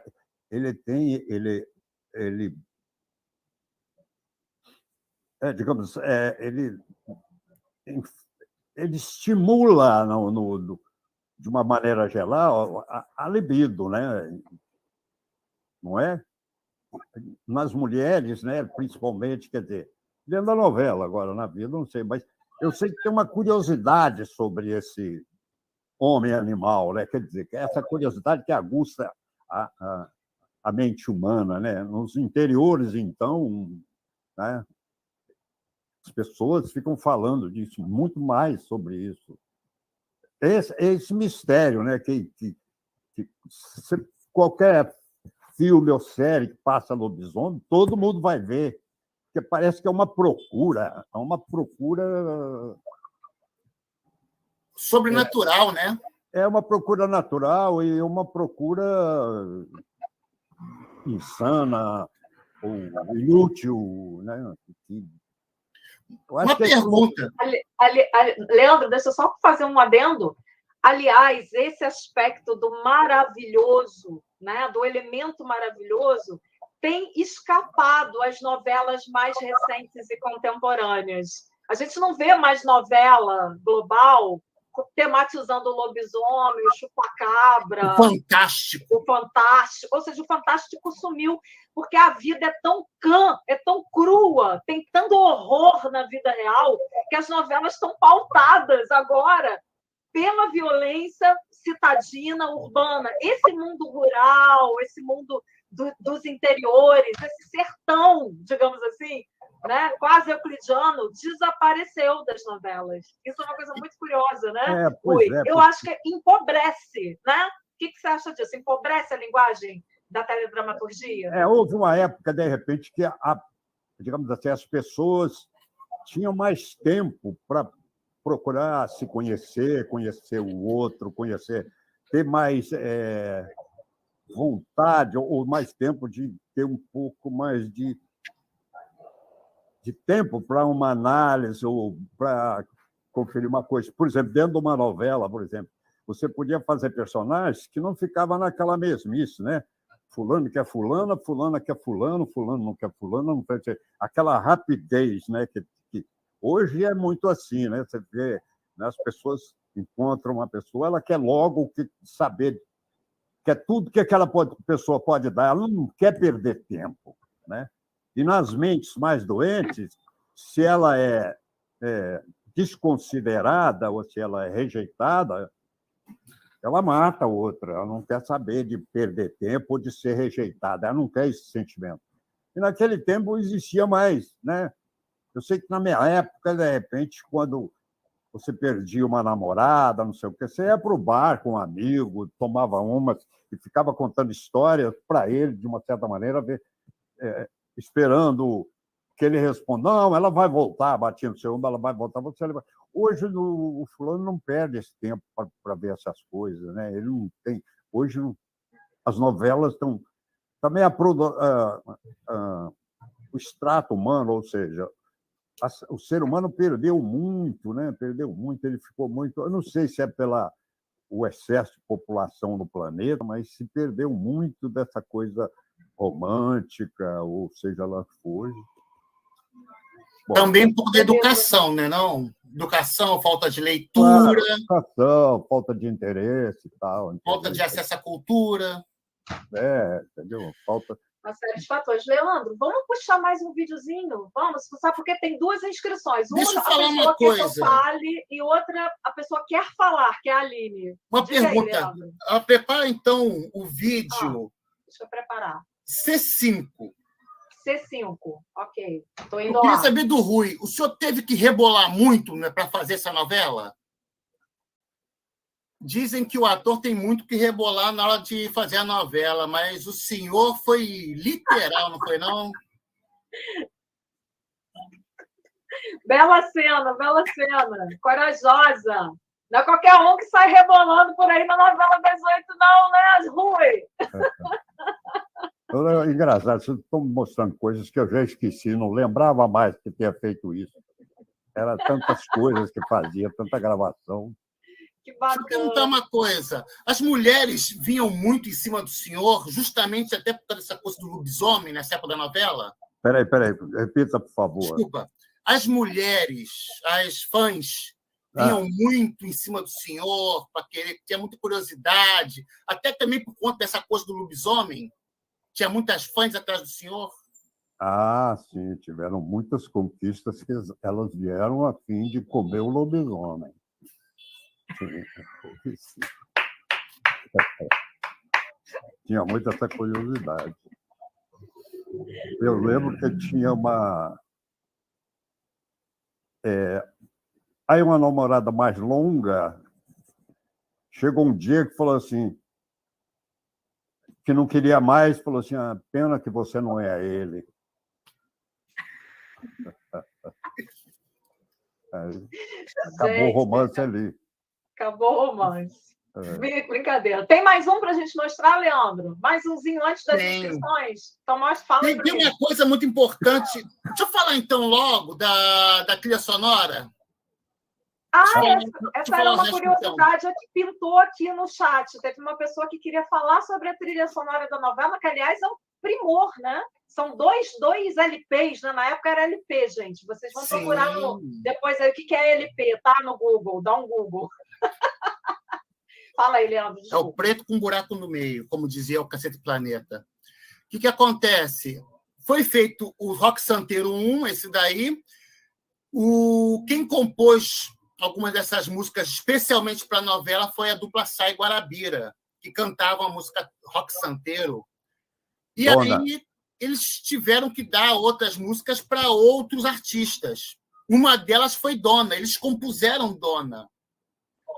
E o Roupa Nova, eles deram para o Roupa Nova gravar, o Roupa Nova não queria gravar de jeito nenhum, que disse que não tinha nada a ver com eles, essa música. Eles não queriam, mas com muita insistência eles gravaram Dona e foi esse sucesso. Mas eles não queriam ter gravado Dona de maneira alguma. Agora, uma coisa a música, muito engraçada. Né? Ela é muito bonita, a música. Dona é lindíssima. Mas eles não queriam gravar. As músicas mais bonitas da novela é Dona e aquela que a gravou a Elba Ramalho. De volta para o seu aconchego. Eu acho as duas músicas mais bonitas da novela. São lindas. Tem uma do Toninho Horta também, que é o tema do Padre Albano com a Tânia, que eu acho um primor. Também adoro. Baby, a emoção me trouxe aqui. Essas duas que eu falo são mais comerciais. Mais comerciais, é verdade. Agora, uma coisa importante. O Dias Gomes pediu que não houvesse uma trilha sonora internacional. Sempre lança uma trilha nacional e, mais para o final da novela, uma trilha sonora internacional. O Dias Gomes pediu, pela primeira vez, que não houvesse uma trilha sonora internacional, que a novela era muito rural, que não sei o quê. Não tinha nada a ver. Uma trilha internacional não tinha nada a ver. Só que já tinha preparado... Ia conspurcar. Palavra difícil, olha aí. Só que já tinha preparado um rock santeiro internacional, que seria este daí, com a Patrícia Pilar na foto. Tears for Fears, Lionel Richie, Madonna, Bryan Adams, Tina Turner, Amparito do Claudinho Peixoto, que também foi para o volume 2. Amparito, meu amor. Eles queriam... É uma fonte de dinheiro também. Como é que eu vou fazer um CD só? E só um LP só? E como já tinha muitas músicas compostas por Sai Guarabira, eles fizeram Rock Santeiro, volume 2, que é esse daí. E aí tem ali o Entra e Sai de Amor. Olha que sugestivo. Altair Veloso, Entra e Sai de Amor. Tem também Nana Caymmi, Cláudio Nunes, Zé Renato. Sensacional. De fato, eu acho que a trilha sonora dialoga muito com o roteiro da novela, né? É uma trilha sonora que começa lá no ABC do Santeiro, o que diz o A, o que diz o A, o que diz o B, o que diz o C, né? E esse cordel, esse ritmo, né? Alexandrino, quase, né? Do cordel, ele vai dando, digamos, ele vai contando a história da própria novela, né? Foi necessário, inclusive, transbordar essa contação de história musical para um segundo LP. Muito interessante. Agora, essa capa do Rock Santeiro 2 me remete muito a Dona Flor e seus dois maridos, né? É uma coisa, é a Globo fazendo autopropaganda de outra novela, dela mesma. Muito engraçado. Mais ou menos isso, né? Foi mais ou menos isso, né? Deixa eu falar uma coisa importante. É a intertextualidade. É uma intertextualidade. A imagem que realmente remete a Dona Flor e seus dois maridos. É o intertexto. Mas isso foi até o último capítulo. Com quem a Viva Porcina vai terminar? Com o Rock e com o Senhorzinho Malta. E foram gravados dois finais. Dois finais foram gravados e só na hora iam saber o que ia ao ar. Ninguém sabia o que ia ao ar. Gravou um final a Viúva Porcina indo no jatinho com o Rock, e uma que, na hora H, que foi ao ar, ela desiste e fica com o senhorzinho Malta. O que acontece? O Agnaldo Silva preferia que a Viúva Porcina terminasse com o Rock Santeiro. Mas o Dias Gomes chegou, bateu o pé e falou que ela ficaria com o senhorzinho. E parece que isso fez com que os dois ficassem sem se falar durante um tempo. Até um dia eles se encontraram numa cantina lá dentro da Globo, um estava lá já sentado, o outro chegou, pediu café. O teu é com açúcar ou sem? E pronto, voltaram à amizade.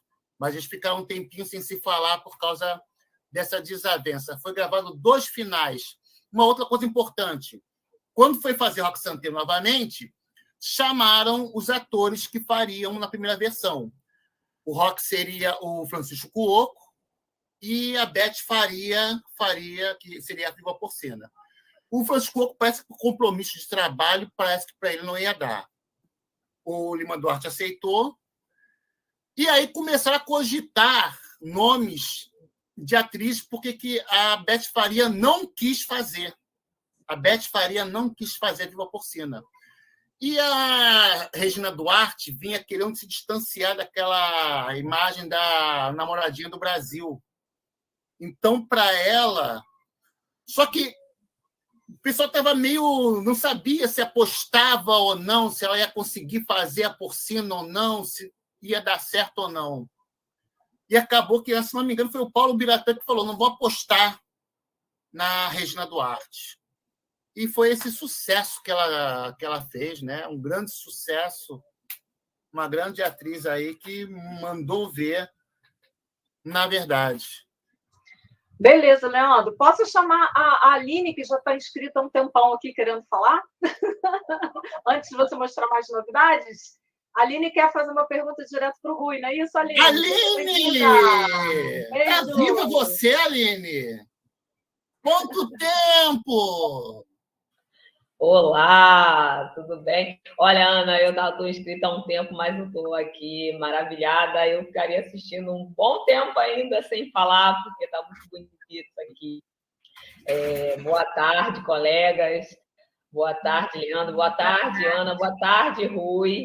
Boa tarde. E a pergunta que eu quero fazer é justamente para o Rui, fiquei aqui ouvindo ele responder a pergunta quando alguém falou como foi esse início no teatro, e aí ele respondeu que inicialmente queria ser locutor e o teatro veio como uma curiosidade e entrou no teatro amador como um substituto de alguém. Então, Rui, a minha pergunta para você vai assim no contínuo da pergunta dos colegas, né? Quando a Daniela falou que o Rock Santeiro, de 85, ela assistiu aos 12 anos. Eu sou de 1985, então eu só assisti as reprises de Rock Santeiro com a minha avó. E toda a memória que eu tenho do rock me traz esse afeto de vó materna. E aí, hoje, eu queria saber o seguinte, né? Eu gosto muito da linguagem do teatro, as pessoas que convivem diretamente comigo até brincam para que eu faça, né, teatro. E eu queria saber, Rui, como que o senhor vê agora a formação do ator? Como o senhor vê no teatro do século XXI essa formação do ator, né? Já que o maravilhoso, o fantástico, o lobisomem, a lua cheia, ele não habita mais os nossos palcos com tanta frequência, ele não está na TV com tanta frequência. Então, como o senhor encara a formação do ator agora? É a minha primeira pergunta. E a segunda é: que conselho você dá para esse novo ator, assim, esse ator amador que está chegando agora, se encantando com a linguagem do teatro?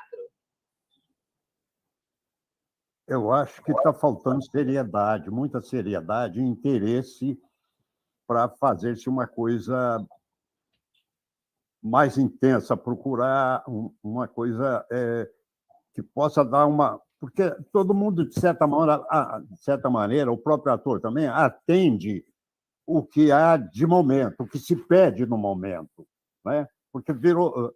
Ser ator, de uma certa maneira, ficou uma coisa muito banalizada, não se estuda mais interpretação, entendeu? Quer dizer, Stanislavski, hoje, o que é? Deve ser um livro que está escorando o vaso na janela, entendeu? Ninguém, de uma certa maneira, se preocupa, porque ficou muito banalizado. O ator hoje, por exemplo, a televisão banalizou para ficar mais fácil para ela. Ela não quer. Uma vez eu cheguei para um diretor, estava gravando a cena, tinha acabado de gravar, eu cheguei para ele e falei: escuta, se a gente gravar de novo, colocar isso, não ficaria melhor a cena? Ele ficou tão irritado que eles não querem perder tempo. E o ator entrou de uma certa maneira, nessa roda viva. Não se interessa, mas também, por exemplo, o espectador é que deu esse exemplo. O espectador fica diante da tela, ele quer saber, bom, quem é que vai comer quem? Eu quero que resolva isso logo, não estou preocupado com as sutilezas, entendeu? Então, de certa maneira, acaba, isso não tem essa procura. E hoje também é ator, por exemplo, se você está assistindo um jogo de futebol, o ator o atleta também está bancando um ator, porque às vezes ele recebe uma pancada aqui, ele joga logo a mão no rosto para que o juiz veja que ele foi agredido. Entendeu? Ele é um ator, aí ele rola pelo campo, aquilo ali é uma atuação. Então, analisou-se muito. Então, o que eu acho que as pessoas, o ator que está começando hoje, ele não pode, se ele quiser criar alguma coisa intensa, e que ela possa voltar um dia, tem esperança de que alguém vá ao teatro ou veja na televisão uma coisa diferente. Se ele for pela mesmice, isso não é necessário, eu não preciso mergulhar na alma desse personagem. O público não quer ver isso. O público quer ver da maneira com que eu vou mexer no meu cabelo, vou pentear o meu cabelo, entendeu? Então, essa necessidade de hoje ela é muito pequena diante do que pode ser. Agora, tem aquele que pode estar trabalhando para um futuro. Agora, se esse futuro virar, não sei, mas ele tem que trabalhar nesse sentido. Ele não pode ficar aceitando o que se pede dele, ou você vai para cá, e dá não sei o quê. Ele tem que acrescentar uma coisa nova. Agora, é muito difícil, né? Nesse contexto de mediocridade que a gente vive, é muito difícil você plantar uma flor ali, né? Respondi a sua pergunta ou não? Respondeu, muito obrigada, Rui, respondeu, obrigada. Obrigada, Aline, pela sua participação. Eu já vou emendar aqui na pergunta da nossa amiga Luísa. Ela não está podendo abrir a câmera. Ela me pediu para fazer a pergunta dela para o Rui, tá? A pergunta dela é a seguinte: Rui, qual era a sua parte favorita de fazer nesta novela? E o que o levou a interpretar um personagem tão icônico? Se você tinha a percepção de que você estava criando ali um grande tipo da teledramaturgia brasileira. Olha, eu não sei, é muito difícil. Às vezes eu acho que eu incorporava um espírito que não era eu, entendeu? Não sei, tinha uma coisa assim muito estranha.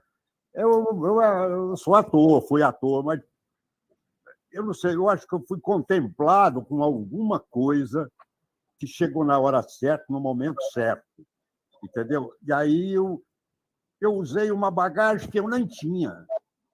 Qual a bagagem? De vida, talvez, de vida. Então, porque até então eu não tinha grandes trabalhos, eu fiz muitos cursos de teatro, estudei muito teatro, li muito sobre teatro, inclusive a ditadura estava rolando e eu estava lendo sobre teatro, é isso que eu falei lá atrás para você. Entendeu? Então, eu acho que isso porque se fosse fácil ser ator ou ser um escritor, os intelectuais tinham todos os papéis e escreveriam todos os livros. Agora, não sei como é que é. É talento? Eu não tenho medo de dizer que eu tenho talento, não sei. Meio assim. Mas eu acho que... A gente diz, é muito talento, não é pouco, não, mas é muito. E é muito estudo também, porque eu acho que essas duas coisas reunidas dão uma química, que é essa explosão que a gente vê no vídeo quando você está presente. Essa coisa acontece da própria vida, você não consegue isso nos livros. Você pode fazer cursos e mais cursos de teatro, essa coisa. Não acontece, eu acho que é da vida mesmo. Era eu que tinha que fazer isso, aquilo, naquele momento, sei lá o quê. Aí entra os... Não sei o que dizer mais sobre isso. Maravilha. Não sei, viver a gente vive, todo mundo vive, mas acho que a leitura sempre ajuda você, traz coisas novas, traz pensamentos novos, ajuda na criação, ajuda na vida. A leitura ajuda a viver. Leitura é uma coisa que a gente faz a todo momento. A gente olha aqui para a tela com tantas pessoas, você faz uma leitura. Leitura é uma coisa dinâmica que a gente está fazendo a todo momento. Então, acho que a leitura é o diferencial, né? Você, como o senhor falou, vocês antigos mais liam Ionesco, liam Beckett, liam... Hoje em dia, como eu falei, ninguém fala em teatro. Tem um teatro maravilhoso ali em Marechal Hermes, ali na Zona Oeste, Teatro Armando Gonzaga, teatro lindo. Outro dia fui uma peça lá, agora depois da pandemia, vazio, menos de 10 pessoas. Está na hora do pessoal voltar e ajudar também esse pessoal do teatro que teve parado esse tempo todo, né? Leandro, vou aproveitar a cancha aqui. O Fabinho está querendo fazer uma pergunta para você agora. E aí depois a gente já vai fechar as inscrições para a gente retornar. Que isso, já? Já são 10 para as 3, cara. 10 para as 3 está cedo. Desculpa, 10 para as 4. Eu estou no meu horário de verão particular aqui. Fábio, está podendo falar? Um abraço a todos aí. Antes de perguntar para o Leandro, um abraço para o Rui, né? O Rui é de Minas, né? Eu também estou falando de Minas aqui, de BH. O Rui é do Triângulo Mineiro, né? Um abraço para ele aí. O personagem dele marcou na novela, que mais marcou. Eu não estou entendendo o que ele está falando. A música do Zé Ramalho... Está perguntando para mim? Para mim, marcou todas as outras aí da novela. Eu gostaria de perguntar ao Leandro, rapidinho, que é o seguinte, acerca da participação da Regina Duarte na política. Como me lembrei da Viúva Porcina, né?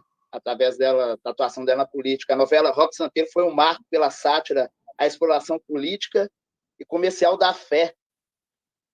Ministra Regina Duarte incorporou a personagem, Leandro? Um abraço a todos aí. Obrigado. Valeu, Fábio. A pergunta é para o Leandro, Rui. É para o Leandro, tá? Desculpa. Isso. Olha, eu sei que a Regina Duarte sempre se pronunciou muito politicamente. Mas a única coisa que eu posso dizer que eu não concordo muito é que o pessoal, ultimamente, tem batido muito na Regina no sentido de dizer que ela não tem talento, que ela isso, que ela aquilo. As questões da política, cada um tem seu candidato. Acho que, não sei se ela ainda acha que está no caminho certo, porque as coisas estão bem atribuladas na área da cultura. Mas ela sempre foi e sempre será uma grande atriz. Sem ela, a gente não teria como imaginar Roque Santeiro sem uma Viúva Porcina igual a ela. Ela conseguiu se renovar para fazer uma Viúva Porcina. Então, a única coisa que eu posso dizer é isso. Agora, eu não sei como é que ficam os caminhos políticos dela. De repente, não sei se ela ainda pensa como ela pensava. Deixa eu falar. Valeu, Leandro. Saboadíssimo você, né? Mas vamos lá. Leandro, A gente está nos 7 minutos finais. 7 minutos finais. A gente tem que dividir esses 7 minutos irmãmente entre você e o Rui. Fala aí. Só uma coisa, que você pode botar esse F3 para eu falar de um... Ok. F3, pode botar. F3, tá.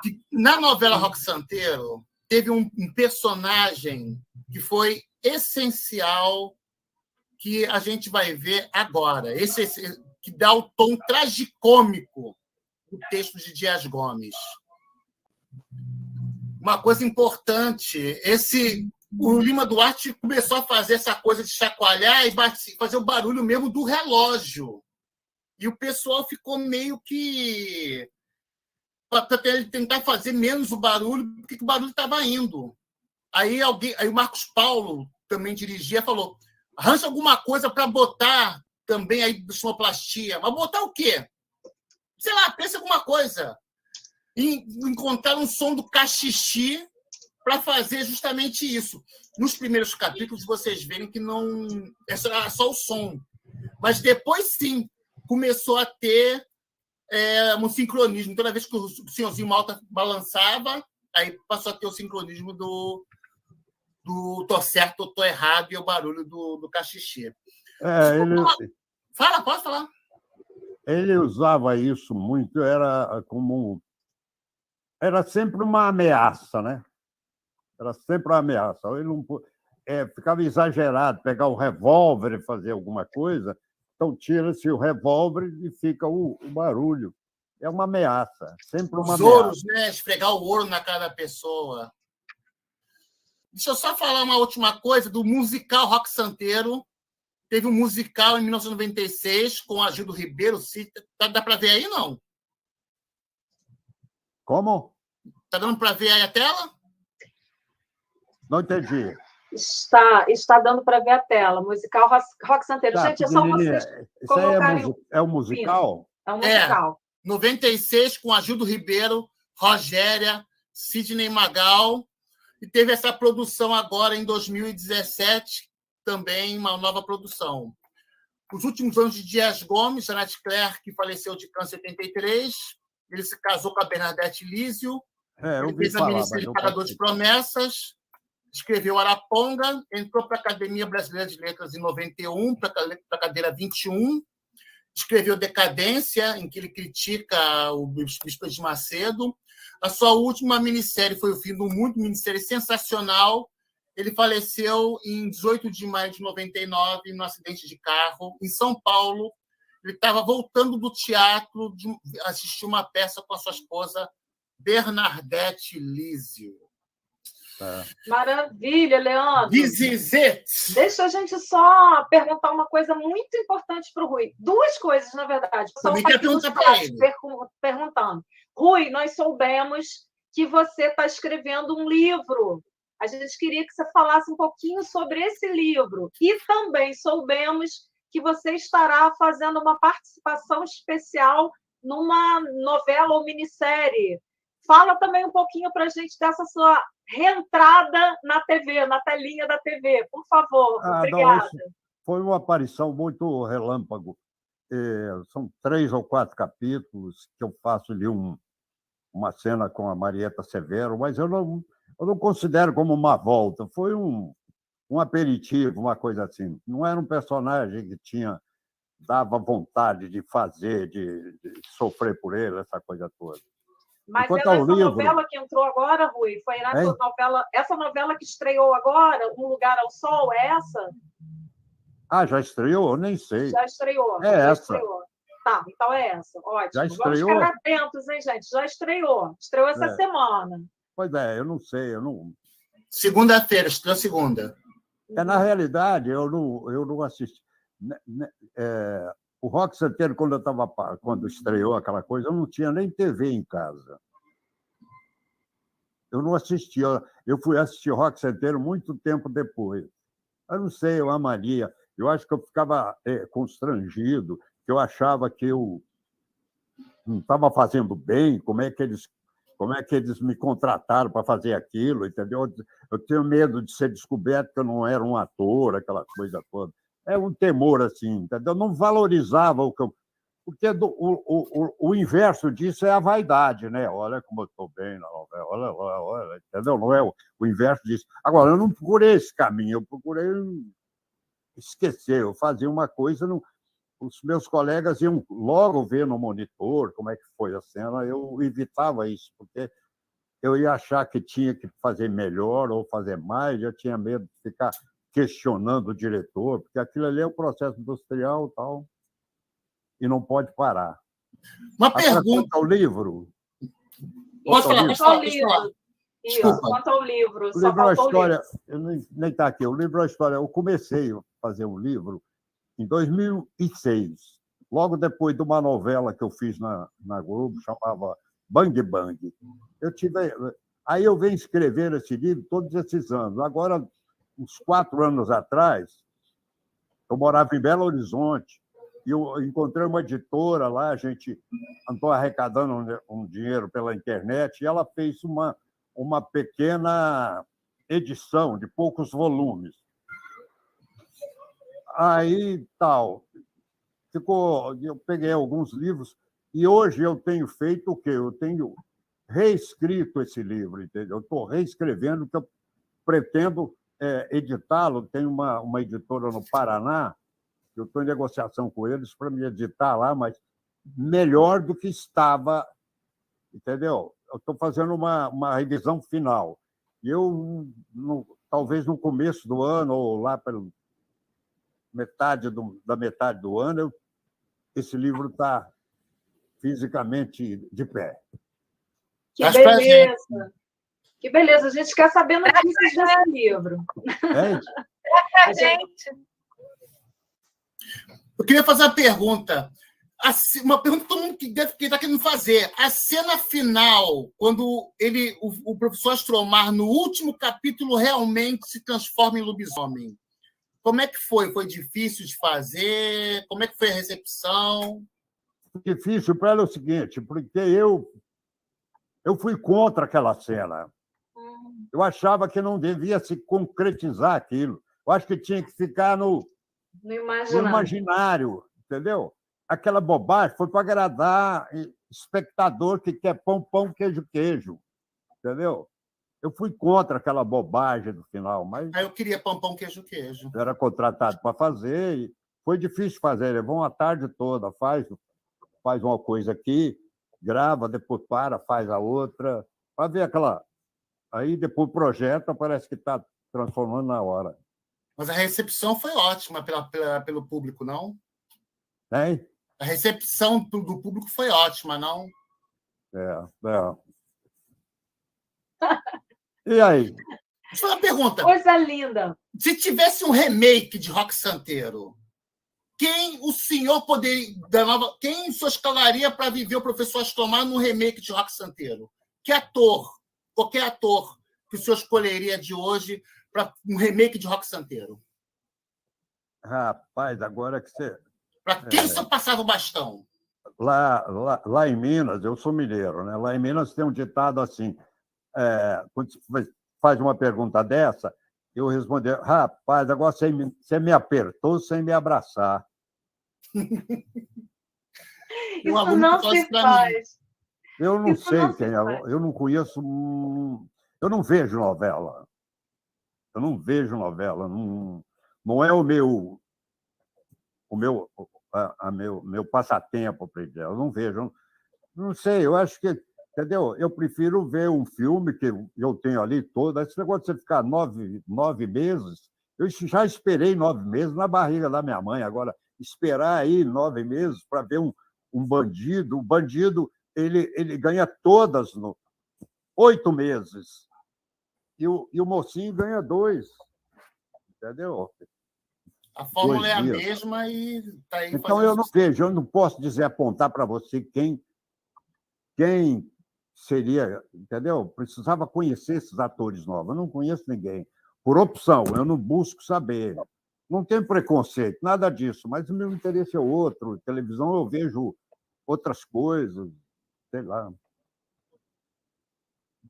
Séries, entendeu? Tem séries. Vejo filmes que me interessam. Vamos nos candidatar, então, Anabelle. Pronto. Hein? Vamos nos candidatar. Eu e a Anabelle vamos nos candidatar. Você, o Lucas Tomar, ela vai ser a mocinha. Aliás, e a Lucinha Lins? Era bom gravar com a Lucinha Lins? Como é que era? Muito bem. Estou indo. Não, isso. Hein? Acabou já? Eu acho que o Leandro, Rui, você não escutou a última pergunta do Leandro. É a última, tá, Leandro? É a última. Tá. Como eu falei para você, já tenho uma deficiência, né? Deficiência auditiva. Não, tranquilo. Gravar com a Lucinha Lins. Hein? Gravar com a Lucinha Lins era legal? O senhor teve um reencontro com ela, acho que foi ano passado, não? Com quem? Encontro com quem? Com a Lucinha Lins.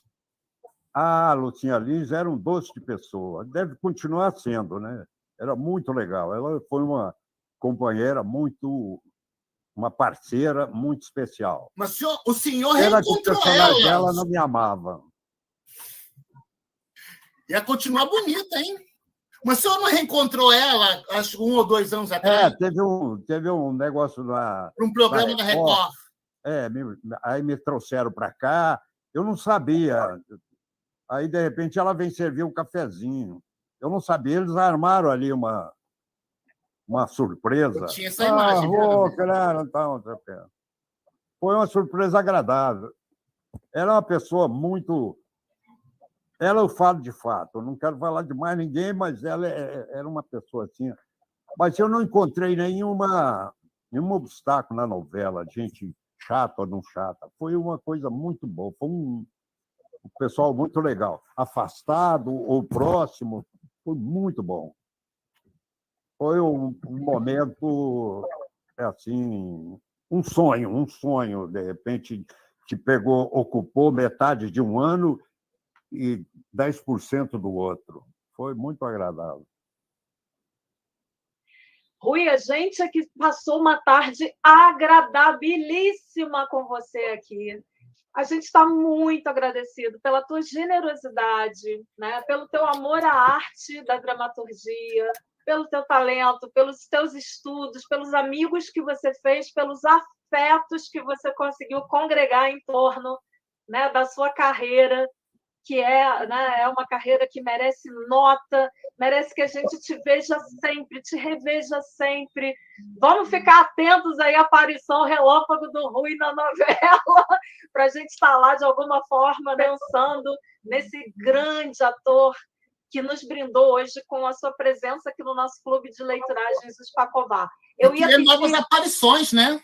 Exatamente. E eu queria pedir que quem pudesse abrir a câmera agora, a gente queria fazer aquela foto de final de live para mandar de lembrança para o Rui, né?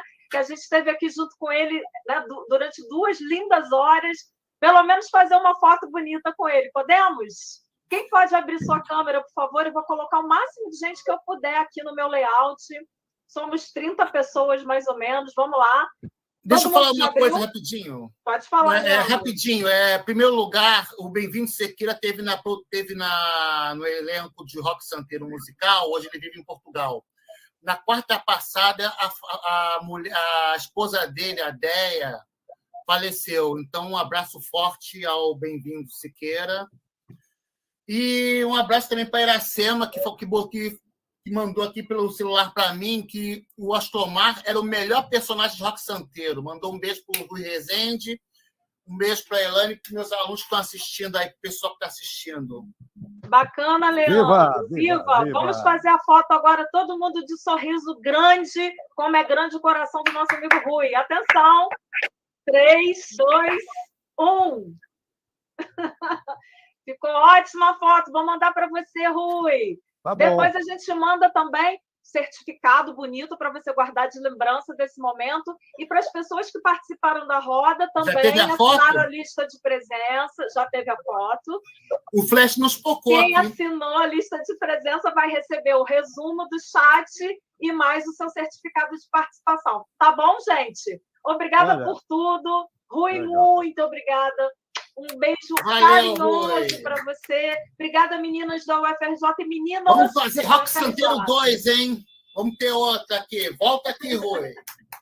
Tá bom. Obrigada, gente, por tudo. Eu vou parar a gravação interna aqui do meu... Quando eu tiver com o livro na mão, quando eu tiver com ele editado, a gente volta e faz uma... Ah, maravilha! E a gente já ia fazer esse convite para você mesmo. É só você nos acessar que a gente vai e coloca teu livro na roda, tá bom? Gratidão pela partilha. Obrigada, Kathleen. Tchau, Gustavo. Tchau, Rodrigo, Aline, Fábio, as meninas. Leonor, Beijoca. As meninas e os meninos da UFRJ, valeu pela força aí. Hoje eles é que fizeram tudo, gente. Transmitiram para a internet, fizeram tudo. Eu estou aqui só de anfitriã. E agradecer também ao Leandro, que foi um baita historiador da dramaturgia brasileira, né, Aline? Seu colega. Com certeza, bom Leandro. Coisa linda, Rui. Valeu, obrigada pela partilha. Gente, bom sábado para todos.